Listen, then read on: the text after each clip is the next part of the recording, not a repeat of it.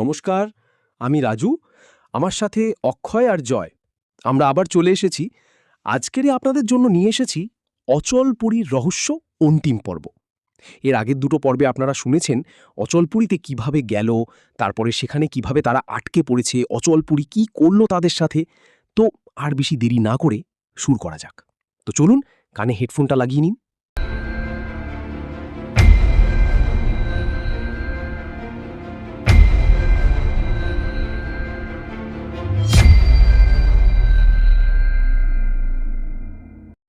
গুহার ভেতরে এক অদ্ভুত পিচ্ছিল দেয়ালে মাংসল পিণ্ডগুলোর মৃদু নড়াচড়া করছে। হঠাৎ একটা দীর্ঘশ্বাস।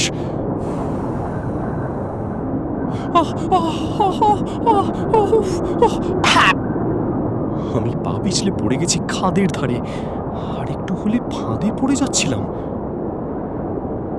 রনি পড়ে গেল এবং টর্চটা পাথরে মেঝেতে ছিটকে পড়ে। টর্চের আলোটা ওপরের দিকে স্থির হয়ে আছে। বিক্রম বলল, রনি, জলদি ওঠ, দেয়ালগুলো নড়ছে, আমাদের পিষে ফেলবে। হাত ধর আমার। আমি বিস্ময় ও আতঙ্কে জড়ানো কণ্ঠ বলে উঠলাম, বিক্রম, ওটা দেখ, উপরের দিকে তাকা, ওটা কি? সায়ন্তনী ভয়ার্ত স্বরে বলল, টর্চটা ওদিকে ধর বিক্রম, কি ওটা? টর্চের আলোতে আমরা যা দেখলাম সেটা দেখেই আমাদের রক্তহীন হয়ে গেল।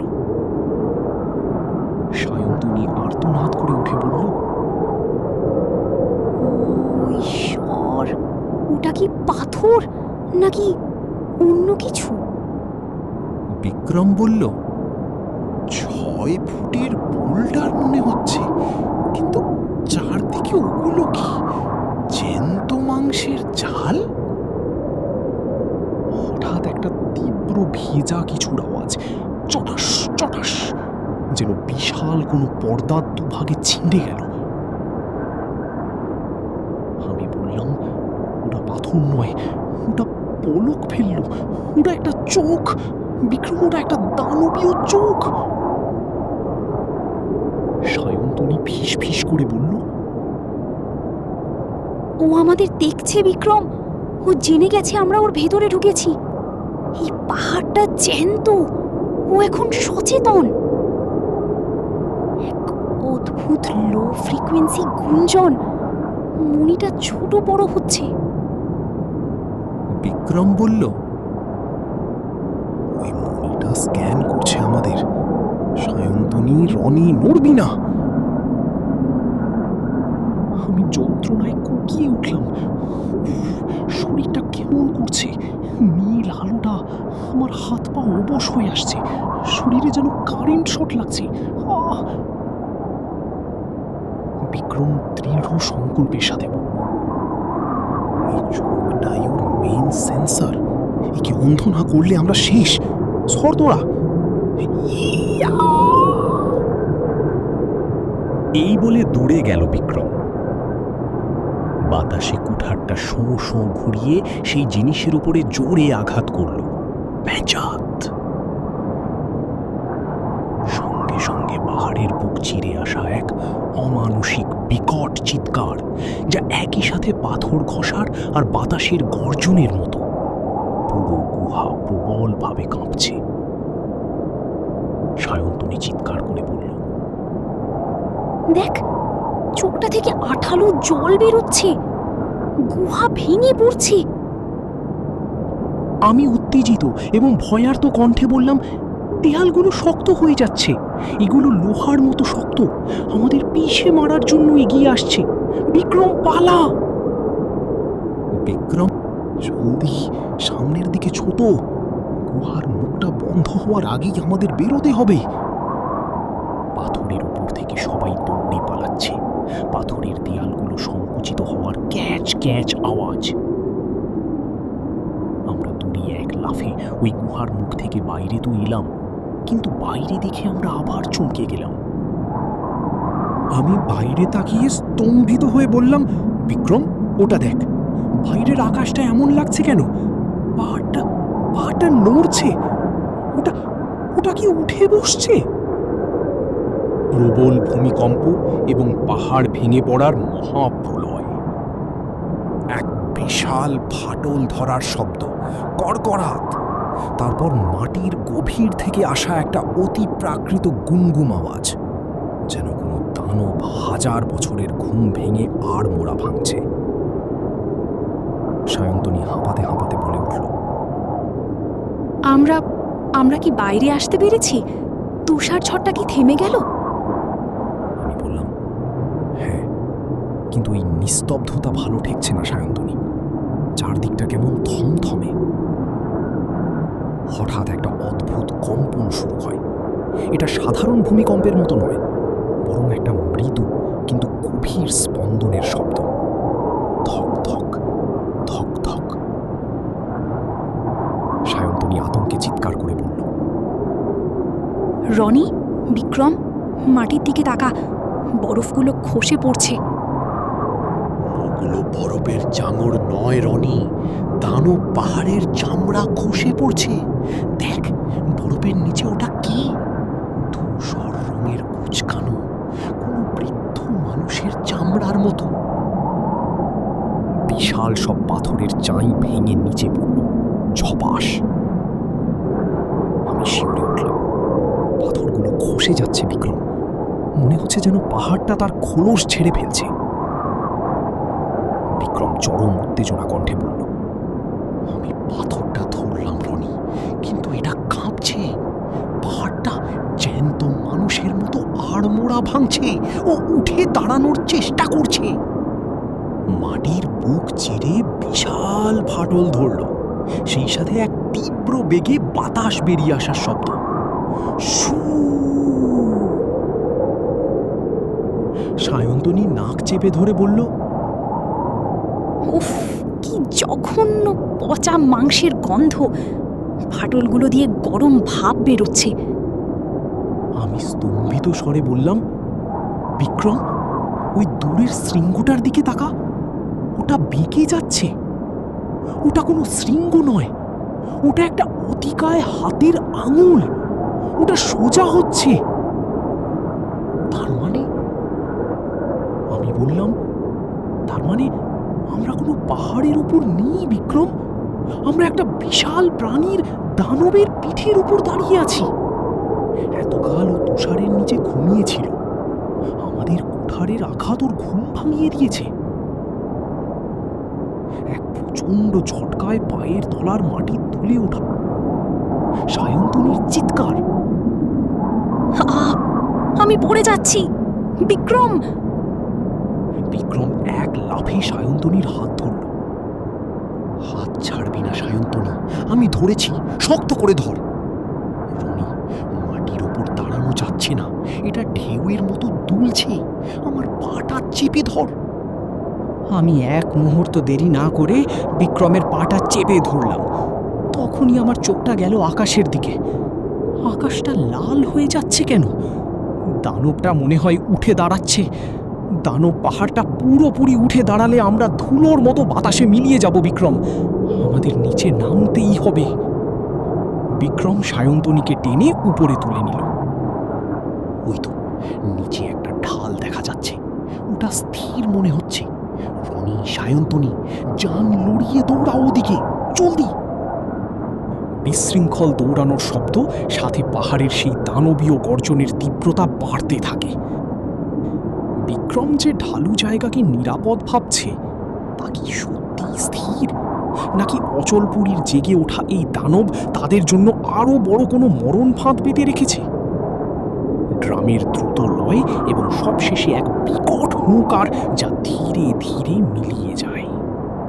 পাথরে পাথর ঘষার এক বিকট কর্কশ শব্দ, তার মাঝেই বিক্রমের চাপা যন্ত্রণাকাতর গোঙানি। উফ রনি, আমার পা, আমি নড়তে পারছি না। আমি আতঙ্কে বললাম, বিক্রম, কোথায় তুই? সায়ন্তনী, ওদিকে টর্চ ফেল। ওই তো বিক্রম একটা গর্তের মধ্যে পড়ে গেছে, জলদি চল। দ্রুত পায়ে পাথরের উপর দিয়ে দৌড়ে যাচ্ছে। আমি হাঁপাতে হাঁপাতে বললাম, হাত ধর বিক্রম, শক্ত করে ধর, আমি টানছি তোকে। হিয়া! বিক্রম যন্ত্রণায় স্বরে বলল, লাভ নেই রনি, ওটা আর ছাড়বে না। নিচে দেখ, দেখ আমার পাটার কি অবস্থা হচ্ছে, দেখ। সায়ন্তনী টর্চ ফেলে শিউরে উঠে বলল, ও ঈশ্বর! বিক্রম, তোর জুতো, তোর প্যান্ট, ওগুলো পাহাড়ের সাথে গলে মিশে যাচ্ছে কেন? আমি হতভম্ব হয়ে বলে উঠল, এই কি সর্বনাশা দৃশ্য! বিক্রম, তোর পায়ের ত্বকটা ধূসর হয়ে যাচ্ছে কেন? মনে হচ্ছে যেন যেন কোনো জ্যান্ত পাথর। বিক্রম হাঁপাতে হাঁপাতে বলল, এটা পচন নয় সায়ন্তনী, আমি আমি পাথর হয়ে যাচ্ছি। আমি কোনো কিছু অনুভব করতে পারছি না। আমার শরীরের শিরাগুলো বা কোমরের নিচের অংশগুলো সব শক্ত হয়ে আসছে। এই যন্ত্রণা সহ্য হচ্ছে না। এই পাহাড় আমাকে যেন তার মধ্যে মিশিয়ে নিচ্ছে। তোরা এখান থেকে পালা, আমার কথা চিন্তা করতে হবে না। পালা দুজনে। আমি পাগলের মতো হয়ে বললাম, না, এটা হতে পারে না। দাঁড়া, আমি কুঠার দিয়ে ওই অংশটা কেটে দিচ্ছি, এখনই তোকে বের করিয়ে আনবো। না রনি, করিস না। এখন কাটলে আমি সাথে সাথে মারা যাব। পাহাড়টা আমার রক্ত শুষে নিচ্ছে।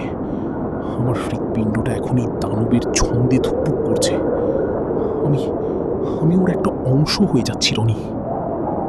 হাড় মড়মড় করে উঠল এবং মাংসপেশি জমে শক্ত হয়ে যাওয়ার এক অদ্ভুত ক্যাচ ক্যাচ আওয়াজ। সায়ন্তনী কান্না করতে করতে বলল, বিক্রম, তোর কোমর পর্যন্ত পাথর হয়ে গেছে। রনি, কিছু একটা কর। সময় নেই, পালা রনি। সায়ন্তনীকে নিয়ে এখান থেকে পালা। পাহাড়টা এখন পুরোপুরি জেগে উঠবে। ও শুধু রক্ত চায় না, ও চায় আমাদের প্রাণ দিয়ে নিজের ক্ষয়িষ্ণু শরীরটা আবার গড়ে তুলতে। পালা, পালা তোরা। শেষবারের মতো একটা জোরে নিঃশ্বাস নেওয়ার শব্দ এবং তারপর পুরোপুরি পাথরে পরিণত হওয়ার এক নিরেট শব্দ। পাহাড়টা একবার তৃপ্তির সাথে কেঁপে উঠল। গুম গুম গুম। আমি অসহায় হয়ে চিৎকারে উঠলাম, বিক্রম, কথা বল, বিক্রম! ও আর কথা বলবে না রনি। ও এখন এই অচল পুরীর একটা জীবন্ত ভাস্কর্য। দেখ, পাথরের ওপর বিক্রমের মুখটা কি করুণভাবে ফুটে আছে। আমি দাঁতে দাঁত চেপে বলল, অচল পুরী তার তৃতীয় শিকার করে নিল। বিক্রমও শেষ হয়ে গেল। সায়ন্তনী, আমাদের এখান থেকে বেরোতেই হবে, এই জাগ্রত দানব আমাদেরও পাথর করে দেওয়ার আগে। তুষার ঝড় আবার শুরু হয়ে গেছে এবং দূর থেকে সেই দানবীয় দীর্ঘশ্বাসের প্রতিধ্বনি শোনা যাচ্ছে। এক অতি প্রাকৃত ঝিমঝিম শব্দ, যা মনের ভেতর এক ধরনের অসারতা তৈরি করে। সায়ন্তনীর অস্ফুট গোঙানি। বাতাসের শব্দটা এখন আর বাতাসের মতো নেই, যেন হাজার হাজার মানুষের ফিসফাসানির শব্দ কানে ভেসে আসছে। সেই অতিকায় হৃৎস্পন্দন।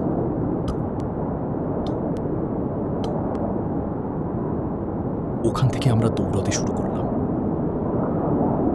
আমি হাঁপাতে হাঁপাতে বললাম, আর পারছি না সায়ন্তনী, পা দুটো জড়িয়ে আসছে, এই চাতালটাই একটু। আমি মাটিতে পড়ে গেলাম, আমার পা জবাব দিয়ে দিয়েছে, আমি আর হাঁটতে পারছি না। দুজনের আছাড় খেয়ে পড়ে গেল। হৃৎস্পন্দনের শব্দটা তীব্রতর হয়ে যাচ্ছে, যা ধীরে ধীরে একটা মহাজাগতিক ইকোতে পরিণত হয়। রনি, দেখ, ওটা কি? আকাশটা ওভাবে বদলে যাচ্ছে কেন? আমি আচ্ছন্ন গলায় বললাম, আমার চোখও সইতে পারছে না এই দৃশ্য। আমরা কি শূন্যে ভাসছি? সায়ন্তনী, আমি দেখতে পাচ্ছি লক্ষ লক্ষ বছর আগের সেই দৃশ্যটা। দেখ, মহাকাশে প্রচণ্ড বেগে কিছু আছড়ে পড়ল। ধড়াম! আগুনের লেলিহান শিখার গর্জন। আমি বললাম, ওটা কোনো উল্কা নয় সায়ন্তনী, ওটা এক আদিম সত্তা, আকাশ থেকে আছড়ে পড়ছে এই হিমালয়ের বুকে। যন্ত্রণায় ও কুঁকড়ে যাচ্ছে, বরফ আর পাথর দিয়ে নিজেকে ঢেকে ফেলছে। ও কি মরছে রনি?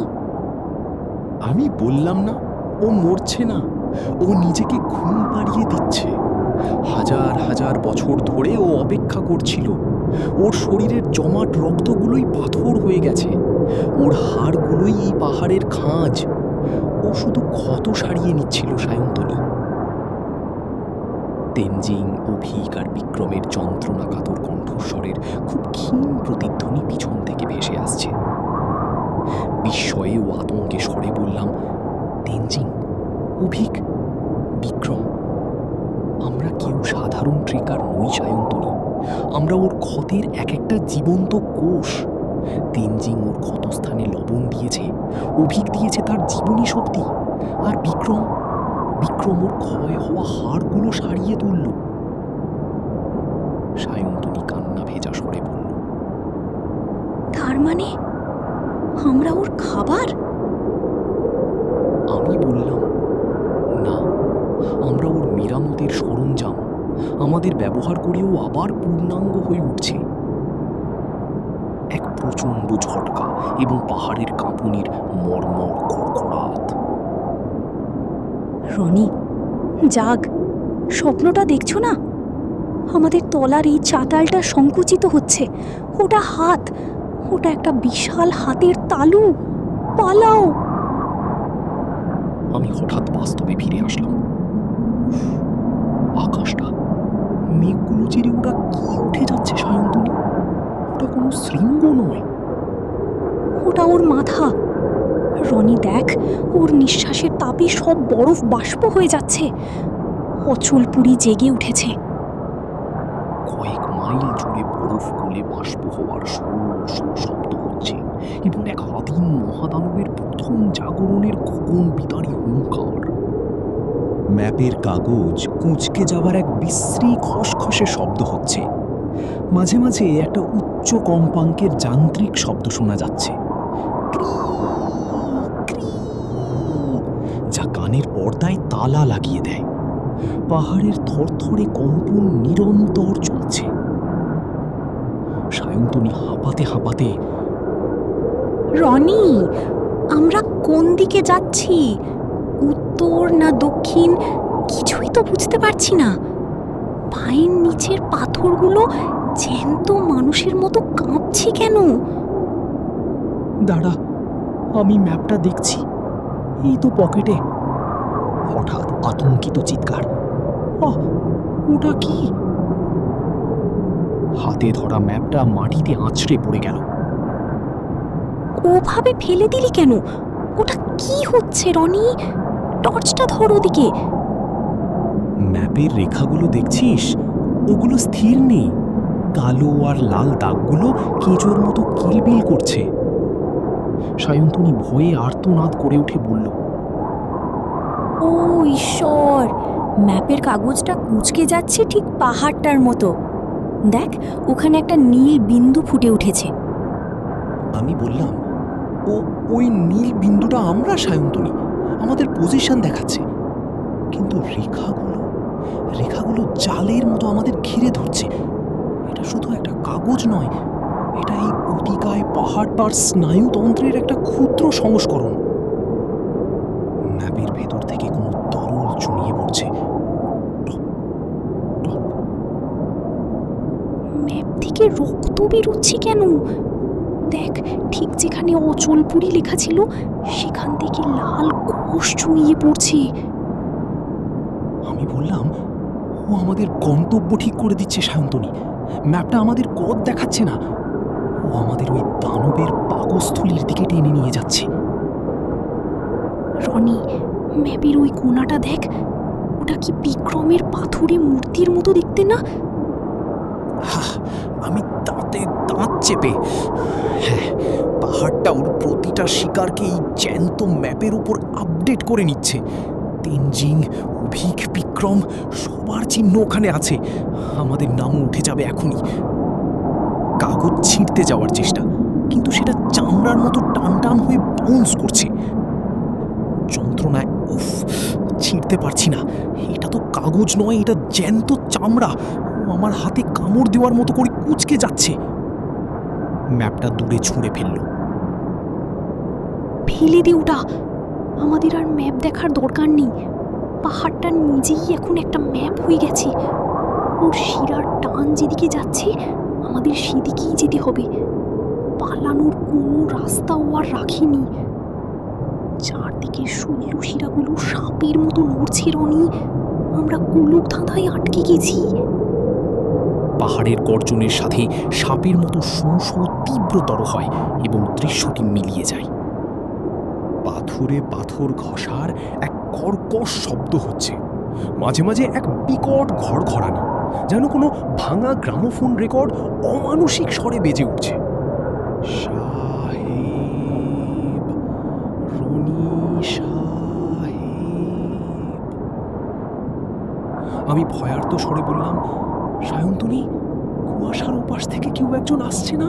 ওই তো একটা ছায়া। তেনজিং? ওটাকে তেনজিং, কিন্তু ওরকম দেখাচ্ছে কেন? ভারী পাথর টেনে হিচড়ে আনার মতো হাঁটার শব্দ কানে আসছে। আমি আতঙ্কে চিৎকার করে বললাম, কি বিভৎস! ওর জ্যাকেটটা চামড়ার সাথে মিশে গেছে, সারা শরীরটা ধূসর পাথর। তেনজিং, তোমার চোখ দুটো গর্তের মতো অন্ধকার কেন? তোমরা এখনো এখানে? কেন পালাওনি? আমি বললাম, তেনজিং, তুমি এখানে কি করে এলে? তোমাকে তো পাহাড় গিলে ফেলেছিল। আমাদের চোখের সামনে তুমি শেষ হয়ে গিয়েছিলে। হাড় মটকে যাওয়ার মতো একটা শুকনো শব্দ, মোটাট। বেঁচে থাকা আর মরে যাওয়া এখানে এক সাহেব। আমি এখন ওর কণ্ঠস্বর, আমি এখন ওর স্নায়ু। তোমরা অনেক দেরি করে ফেলেছ। না, তুমি তেনজিং নও। তুমি পাহাড়ে তৈরি একটা পুতুল। তোমার শরীরের ভেতর ওগুলো কি নীল আলো দপদপ করছে। ও তোমাদের খুঁজছে, তোমাদের শরীরের উত্তাপ ওকে পাগল করে দিচ্ছে। তোমরা এখন ওর শরীরের অংশ, বিক্রম এখন ওর একটা পেশি, আর আমি হলাম ওর স্মৃতি। আমি হাঁপাতে হাঁপাতে বললাম, আমরা অংশ হতে চাই না, আমাদের ছেড়ে দাও। পালাতে চাইলে পালাও রনি সাহেব, কিন্তু পাহাড়টা এখন তোমাদের হৃৎপিণ্ডের ছন্দ চিনে নিয়েছে। তুমি যত দূরে যাবে ও তত জোরে স্পন্দন দেবে। ও তোমাদের ছাড়বে না, কখনো না। দ্রুত গতিতে বরফ জমে যাচ্ছে, ক্রিক চটচট, পাথরের প্রলেপ পড়ে গেল। রনি, দেখ, তেনজিং এর শরীরটা আবার পাথরের দেওয়ালের সাথে মিশে যাচ্ছে। ও অদৃশ্য হয়ে যাচ্ছে। আমি স্তম্ভিত হয়ে, তেনজিং ফিরে আসেনি সায়ন্তনী। পাহাড়টা ওর শরীরটা এক মূর্তি বানিয়ে নিয়ে আমাদের শেষ সতর্কবার্তা দিয়ে গেল। বাতাসের শাঁ শাঁ শব্দের সাথে তেনজিংয়ের গলার প্রতিধ্বনি মিশে যায়। অংশ, ওর অংশ, অংশ। সায়ন্তনীর দ্রুত হাঁপানির শব্দ শোনা যাচ্ছে। পাহাড়ের গা থেকে বিশাল বিশাল পাথর খসে পড়ছে, ধড়াম ধড়াম। পাহাড়ের সেই অতিকায় হৃৎস্পন্দন এখন আরো দ্রুত। আমি চিৎকার করে বললাম, সায়ন্তনী, ডান দিকে সর, লাফ দে, নিচে একদম তাকাবি না। রনি, আমরা কি আর বাঁচবো না? আমরা কি মরতে যাচ্ছি? পায়ের নিচের মাটিটা দেখো, ওটা অজগরের মতো কুণ্ডলি পাকাচ্ছে। আমি ভারসাম্য রাখতে পারছি না। আমি বললাম, মরবো না সায়ন্তনী, এই নাও রোপ। ব্যাগ থেকে শেষ ক্লাইম্বিং রোপটা বের করেছি। ওই দেখো নিচের কুয়াশা, ওর নিচেই আসল পাহাড়ের ঢাল। এই জ্যান্ত দানবটার পিঠ থেকে আমাদের লাফ দিতেই হবে। দড়ি বের করলো এবং বাতাসের তীব্র শোঁ শোঁ আওয়াজ। রনি, পাহাড়টা উঁচু হয়ে যাচ্ছে।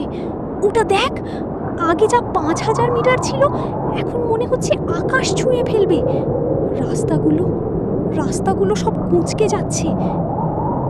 আমি স্তম্ভিত হয়ে বললাম, ওটা রাস্তা নয় সায়ন্তনী, ওগুলো এক একটা বিশালাকার শিরা। পাহাড়ের চামড়া টান টান হচ্ছে। নিচ থেকে আসা এক প্রচণ্ড গরম হাওয়া হুশ যেন কোনো দানব সজোরে নিঃশ্বাস ছাড়ল। আমি দাঁতে দাঁত চেপে বললাম, উফ, পাথরটার রূপটা কি কামড়ে ধরল। পাথরটা স্পন্দিত হচ্ছে সায়ন্তনী। কোনো রোগ কাজে লাগবে না, আমাদের স্লাইড করে নামতে হবে। আমার হাত ধর শক্ত করে। কিন্তু এই তপ্ত ঢাল বেয়ে নামবো কি করে? আমি বললাম, এছাড়া পথ নেই। যদি ভাগ্য সহায় থাকে কোনো একটা ভাঁজে আটকে যাব। রেডি, 1, 2, 3। পিচ্ছিল পাথরের উপর দিয়ে দ্রুত স্লাইডিং বা ঘুষতে যাচ্ছে, সাথে পাহাড়ের গা থেকে অসংখ্য সরু তন্তু বেরোচ্ছে। রনি, আমার পা, ওগুলো কি বেরোচ্ছে পাহাড়ের গা থেকে? লতার মতো তন্তুগুলো আমার পা জড়িয়ে ধরছে। রনি, আমিও এর জালে আটকা পড়ে গেছি, আমাকে যেতে দেবে না। চামড়াগুলো দেখ, লতানো শাখার মতন আমার পা দুটোকে জড়িয়ে ধরেছে। ছাড়, আমাকে ছাড়, এখান থেকে পালা। ব্রো, এটাই আমাদের শেষ দেখা। পালা, এখান থেকে পালা। আমার চিন্তা করিস না, নিজেকে বাঁচা। আমার মাথা আর কোনো কাজ করছে না। লাথি মারোগুলোকে, ওগুলো আমাদের আটকে ফেলতে চাইছে। একটা বিশাল পাথুরে ভাঁজ সশব্দে খুলে যাওয়ার আর বন্ধ হচ্ছে। ক্যাচ, ধরাম, ঠিক যেন কোনো অতিকায় ট্র্যাপ। রনি, আমার হাত ছেড়ে যাচ্ছে। আমি মরিয়া হয়ে বললাম, সায়ন্তনী, না, হাত ছাড়িস না। আমি আসছি। কুয়াশা আর বাতাসের গর্জনে সায়ন্তনীর কণ্ঠস্বর দূরে সরে যাচ্ছে। পাহাড়ের ভেতর থেকে রক্তচোষা শিরাগুলো মাটি ফুঁড়ে বেরোচ্ছে। আমি বললাম, সায়ন্তনী, কোথায় তুই? কুয়াশার জন্য কিচ্ছু দেখা যাচ্ছে না। অচলপুরি জাল বুনেছে সায়ন্তনী, ও আমাদের আলাদা করে দিচ্ছে। সায়ন্তনী! পাহাড়ের এক অশুভ হাসি বা গুনগুন শব্দের সাথে পর্বটি শেষ হচ্ছে।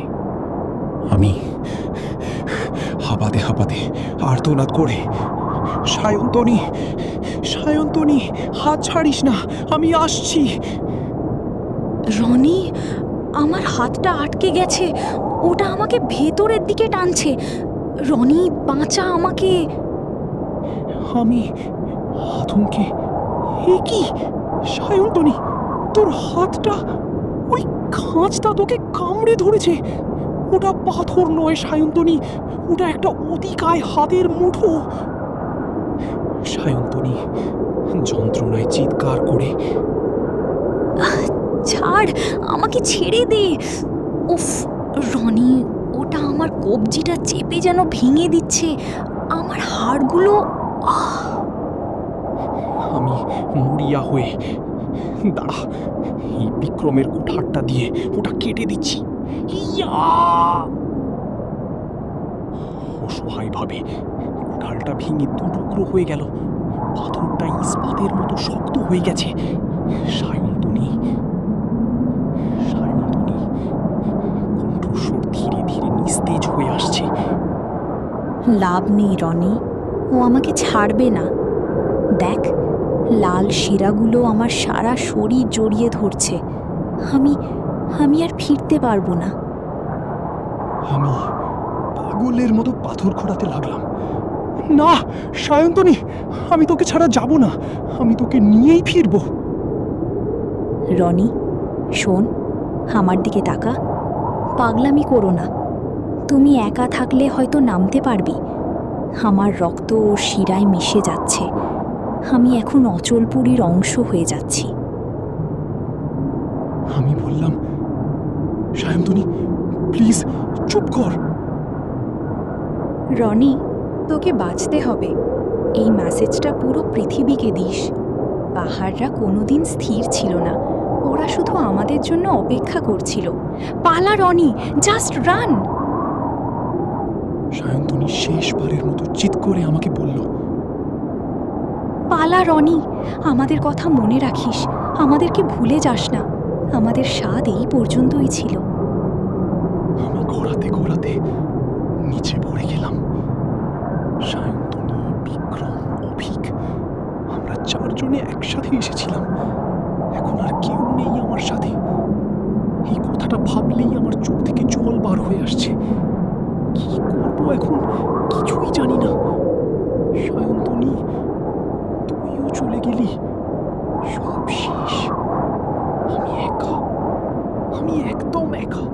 বনির ভারী যন্ত্রণাকাতর নিঃশ্বাস, চারদিকে পাথর ঘষার এক বিশ্রী ক্যাচ ক্যাচ শব্দ, ব্যাকগ্রাউন্ডে তেনজিং, অভিক আর সায়ন্তনীর কণ্ঠস্বরের এক অদ্ভুত মিশ্রিত প্রতিধ্বনি, যা বাতাসের শব্দের সাথে মিলেমিশে এক অলৌকিক আবহ তৈরি করেছে।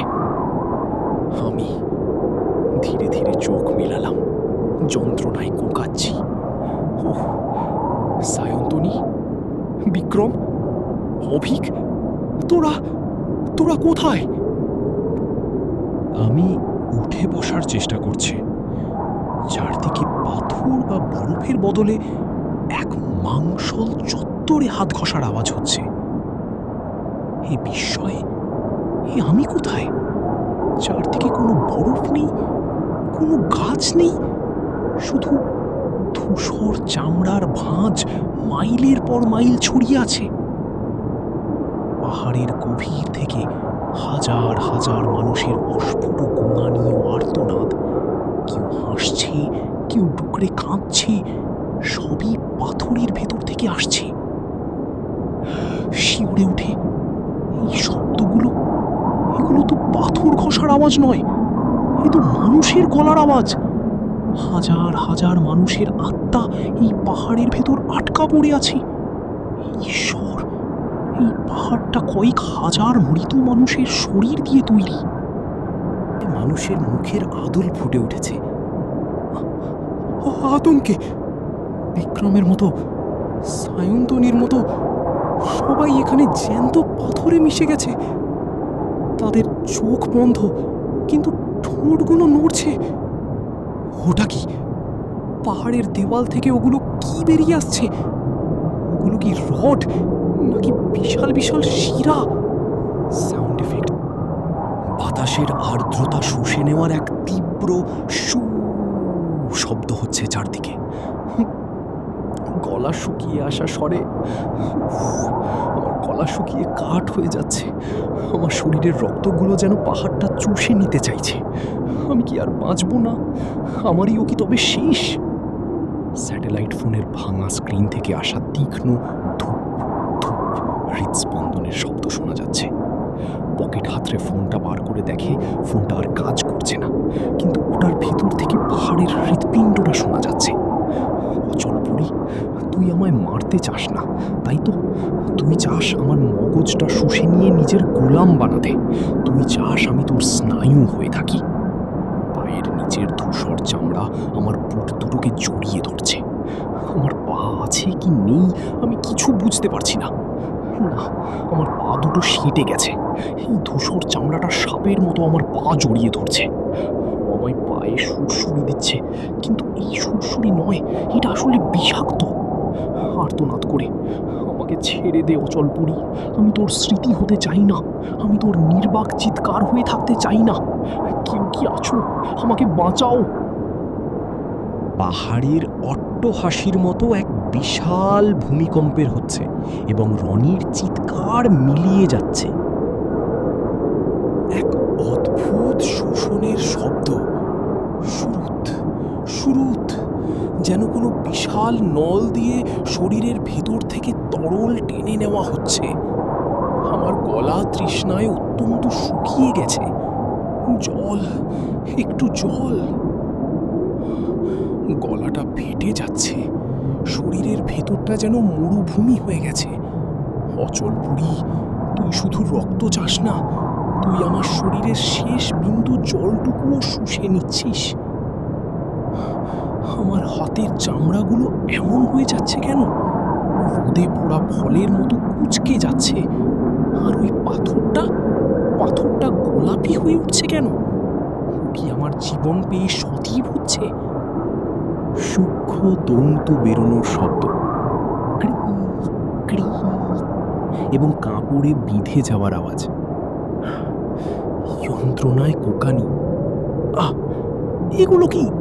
ছোট ছোট চুলের মতো তন্তুগুলো আমার প্যান্ট ভেদ করে চামড়ায় বিঁধছে, ঠিক যেন এক ঝাঁক অতিকায় মশা আমাকে শুষে শেষ করে দিচ্ছে। রনি, আমাদের কাছে এসো। এখানে কোনো কষ্ট নেই, এখানে আমরা সবাই এক।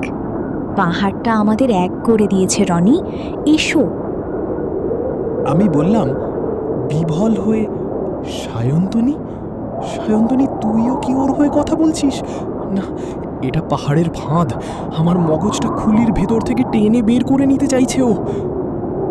ব্যাগের চেন খুললাম এবং লাইটার জ্বালালাম। Click click. ফিশ। আমার কাছে এখনো অক্সিজেনাল লাইটার আছে অচলপরি। দেখি তুই আগুনকে কেমন ভয় পাস। হেইয়া! Sound effect. আগুনের শিখা পাহাড়ের গায়ে লাগতেই এক বীভৎস আর্তনাদ, যা একই সাথে পাথরের ভাঙন এবং পশুর চিৎকারের মতো। পাথর কুঁকড়ে যাওয়ার শব্দ পেলাম। আমার পা দুটো ছেড়ে দিয়েছে। তুই আগুনকে ভয় পাস অচলপুরি? তৃষ্ণা শুধু তোর একার নয়, আমারও বাঁচার তৃষ্ণা আছে। আমি উঠে দাঁড়ানোর চেষ্টা করলাম, কিন্তু টালমাটাল হয়ে খেলাম। মাটির নিচ থেকে সেই অতিকায় হৃৎস্পন্দনের শব্দ তীব্রতর হয়।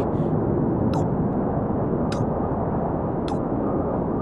আমি হাঁপাতে হাঁপাতে, ওটা কি? ওই হৃৎপিণ্ডটা, ওটা মাটির নিচ থেকে আমার পায়ের নিচে চলে এলো কেন? মাটি ফেটে যাচ্ছে। মাটি ফেটে যাওয়ার শব্দ পেলাম এবং তপ্ত তরল বেরিয়ে আসার শব্দ হচ্ছে। ফক, ফক, ফক। না, অচলপুরি আমায় ছাড়বে না। ও আমায় ওর শরীরের মস্তিষ্ক বানাতে চায়। আমাকে পালাতে হবে, কিন্তু যাব কোথায়? চারদিকেই তো ও। প্রচণ্ড গর্জনের সাথে রক্তস্রোত ধেয়ে আসছে। এক কান ফাটানো গর্জন, গুড়গুড়াত, যেন কয়েক হাজার টন পাথর একসাথে ভেঙে পড়ছে। রনির ভাঙা গলার আর্তনাদ, না, এটা হতে পারে না। রনি ভয়ার্ত কণ্ঠে, এ কি হচ্ছে? দেওয়ালগুলো স্বচ্ছ হয়ে যাচ্ছে কেন? এগুলো কি পাথর নাকি কোনো কোনো অতিকায় মাংসল গোলকধান্দা? ওগুলো কি ছাদ থেকে ঝুলে আছে? হাজার হাজার মানুষের শরীর। রনি, আগুনটা নেভাও। আগুন ওকে খুব কষ্ট দিচ্ছে। ও কষ্ট পেলে আমরাও যে মরে যাব। রনি স্তম্ভিত হয়। সায়ন্তনী, সায়ন্তনী, তুই তো দেওয়ালের ওপারে। তেনজিং, বিক্রম, অভিক, তোরা সবাই বরফের ব্লকের ভেতর আটকা পড়ে আছিস কেন? তোর চোখ দিয়ে রক্ত পড়ছে সায়ন্তনী। রনি সাহেব, আমাদের ফেলে যেও না। আমরা এখন ওর স্নায়ু, ওর কোষ। আমাদের বাঁচতে দাও সাহেব। রনি দ্বিধাগ্রস্ত স্বরে, আমি লাইটারটা নিভিয়ে দেব? তোদের কি খুব লাগছে? সায়ন্তনী, তোর চোখ দুটো ওভাবে দেখছে কেন আমায়?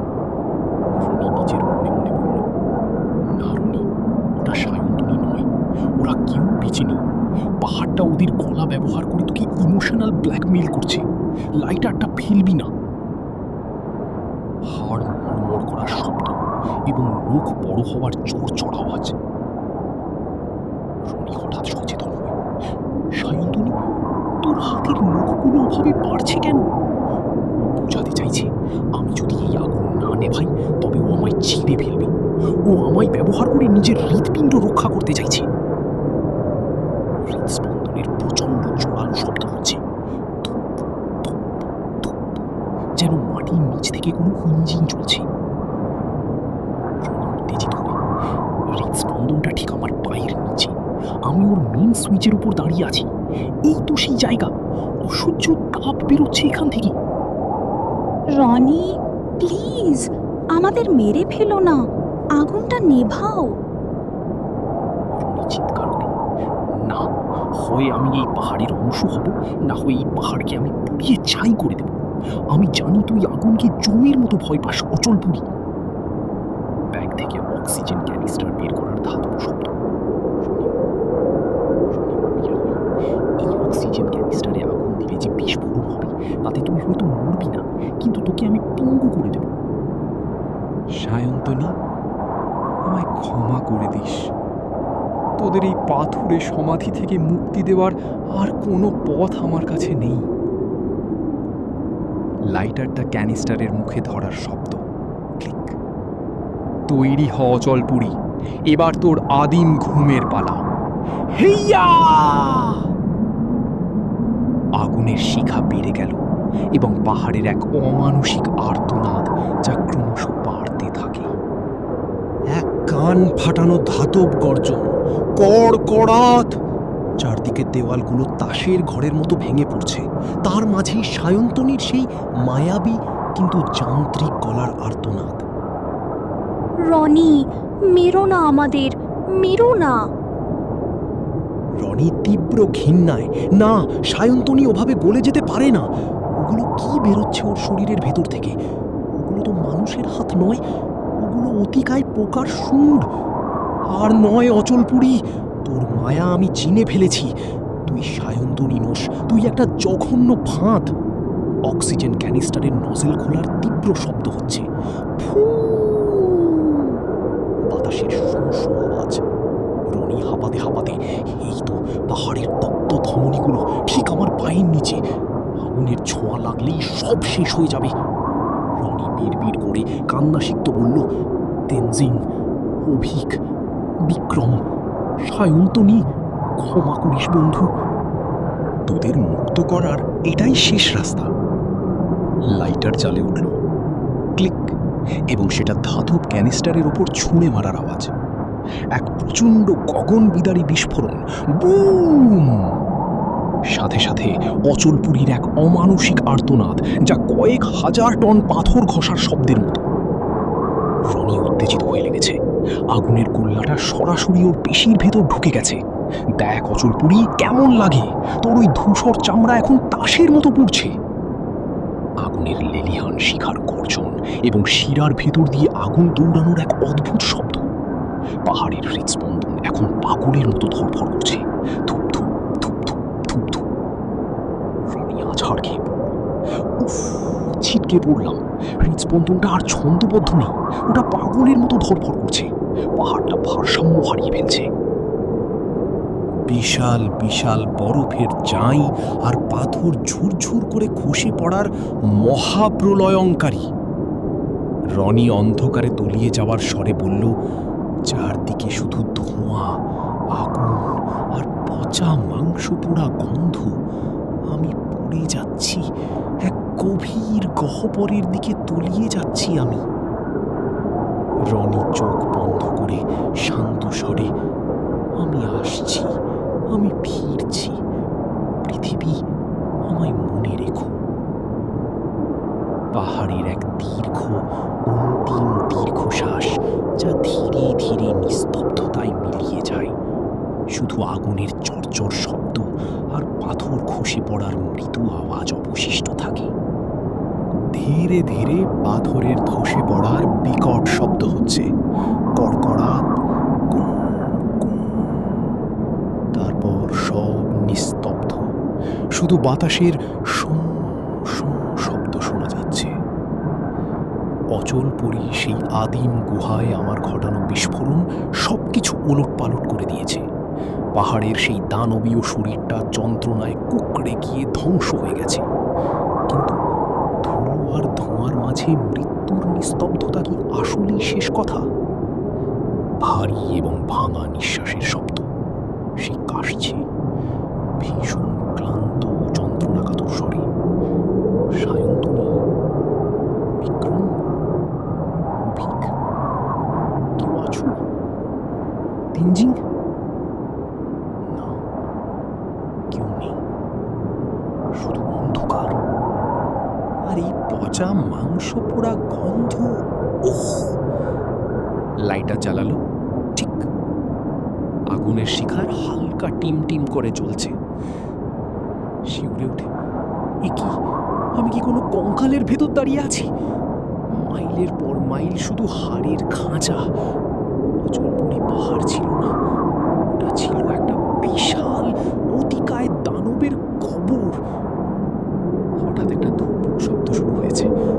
ধূপ, ধূপ, ধূপ।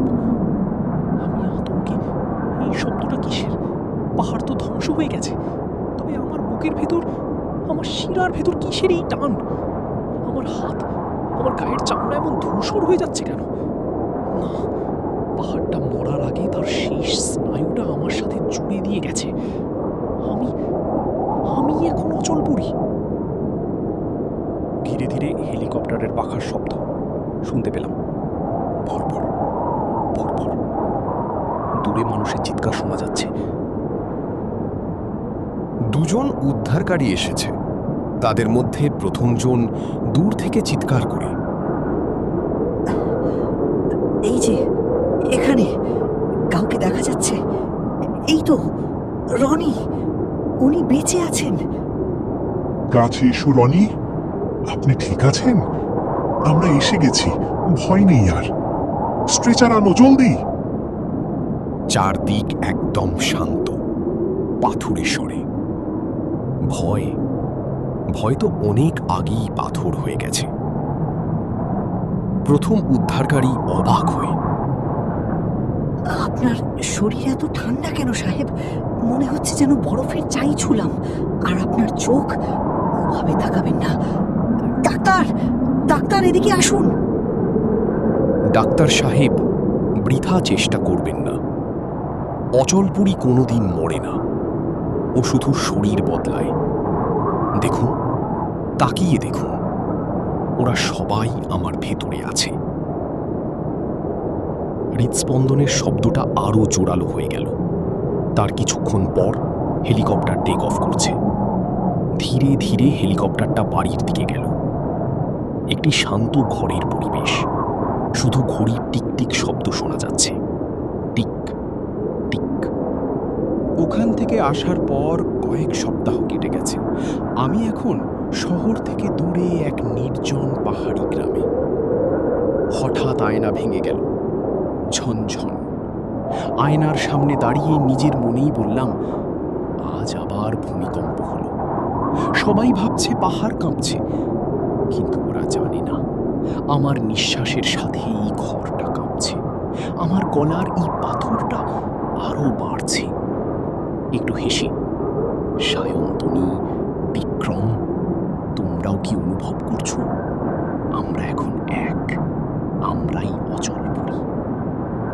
আমার অট্ট হাসি, যা ধীরে ধীরে পাহাড়ের গর্জনের মতো শোনাচ্ছি, আর সেই চিরচেনা ধুপ ধুপ শব্দটা একসময় পুরো নিস্তব্ধতাকে গ্রাস করে। অচলপুরি শেষ হয়েও শেষ হয় না। সে শুধু অপেক্ষার রূপ বদলে রনির মাধ্যমে বেঁচে রইল। হিমালয়ের বুকে এক নতুন পাহাড়ের জন্ম হচ্ছে, যার নাম মানুষ। সমাপ্ত।